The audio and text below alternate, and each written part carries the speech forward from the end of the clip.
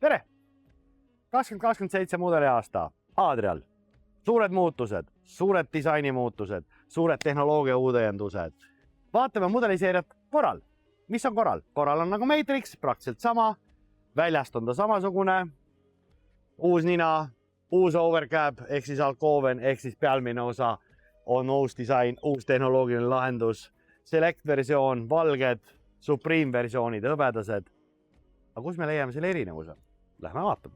Kõik nagu Matrix TL, istumine, couch, taga laie voodi.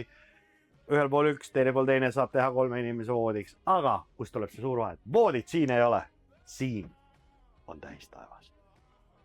Selline vaatepilt, mis avanevad aknad, see suur avaneb, see avaneb.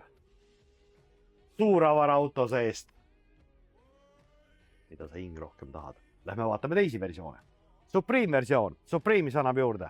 Väljast hõbedane, kogu elektri pikenduse või ühendab mitte väljast pistikutega, vaid siin on kõik need olemas järjest. Supreme'idel on siis kas diiselalde või truumakombi diisel. Selectidel truumakombi diisel. Garaaž ühe käega avatav, kesklukuga. Vildiga kaetud. Üleval kinnitusreiling, all kinnitusreiling. Täispikk valgusti sees. Kõik asjad olemas. Vaatame korra sisse. SL versioon ehk siis nurgaga istumine. Supreme'idel tumedamad puittoonid, natuke tumedam on kapitoon, teistsugune. Kuid mis jääb alati alles Adriate puhul? Madal raskuskese, stabiilne sõit, kütteseadme õige asukoht siin keskel. Vaatame veel ühte versiooni. Adria, Coral, 670 DC.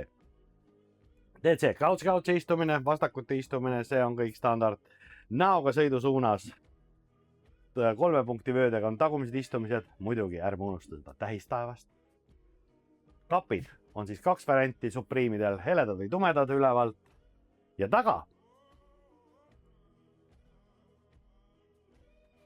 Leiame Queensbedi keskel voodiga, suured riidekapid külgede peal. Voodi kõrgus saab üles-alla liigutada. Ehk igaüks leiab siit endale ühe mõnusa masina. Aitäh!